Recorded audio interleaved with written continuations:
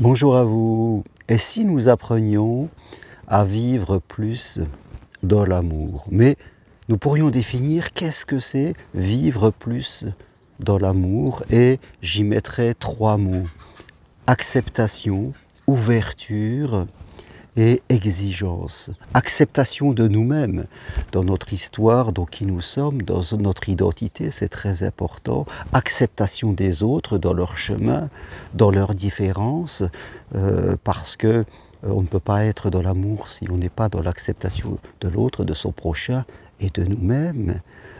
Ouverture, ouverture à l'autre, ouverture à la différence, ouverture à l'inconnu, qui est devant nous, ouverture à cette confiance que l'on a en face des choses que nous n'avons pas prévues.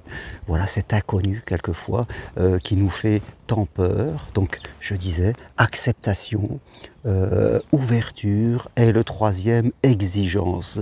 Exigence envers nous-mêmes, envers parfois tous ces petits comportements que nous avons, qui nous font rester derrière les peurs, toutes ces interprétations négatives, toutes ces projections quelquefois que nous avons sur les autres, les critiques, les jugements, les points, les plaintes. Voilà. Soyons exigeants avec nous-mêmes pour nous faire progresser et pour ne pas nous réfugier dans une vie trop étroite, trop petite, trop mesquine, parce que voilà, on est dans sa petite protection, on a son petit matériel, ses petites choses à soi, et on veut à tout prix se protéger.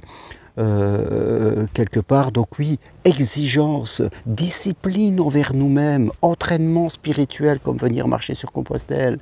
Voilà, nous avons cette exigence envers nous-mêmes, et parfois nous avons cette exigence aussi envers les autres par amour, pour leur fixer un cadre, pour leur dire, pour exprimer quelquefois notre avis quand nous pensons qu'ils ont un comportement qui est blessant pour quelqu'un ou pour nous-mêmes. Voilà. Exigence envers nous, envers les autres, mais aussi pose d'un cadre, explication. Être dans l'exigence, ce n'est pas être dans son persécuteur et se faire mal, se fouetter et fouetter les autres et leur faire mal. Non, c'est leur dire, c'est leur expliquer, c'est apprendre.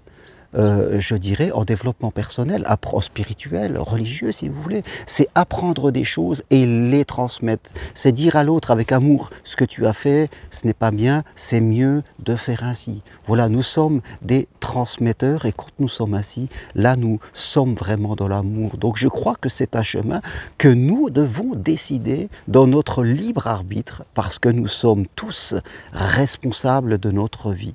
Certes, nous avons tous un passé que nous n'avons pas choisi. Nous avons peut-être vécu des blessures dans notre passé, ok, mais à un moment, aujourd'hui, nous sommes adultes, nous sommes responsables du choix que nous allons faire, du choix de comportement en relation avec notre histoire. Et si nous avons l'impression que nous avons des émotions négatives, nous sommes emportés dans des comportements où il nous faut apprendre des choses, et dans ce cas-là, on va se faire accompagner par quelqu'un, pas aider, accompagner, parce qu'on ne peut pas évoluer en restant seul. On vient marcher sur Compostelle, on choisit la voie qui semble la meilleure pour nous, pour apprendre et pour évoluer, parce que la vie est un chemin d'évolution. Donc, être dans l'amour, c'est refuser d'être dans la médiocrité, c'est refuser d'être dans la peur, c'est refuser d'être dans ces comportements mesquins et dans ces habitudes tristes, parce que voilà, on ne fait pas confiance ni aux autres et dans la vie. Là, on n'est pas dans l'amour et on va attirer à soi des foudres de différentes façons.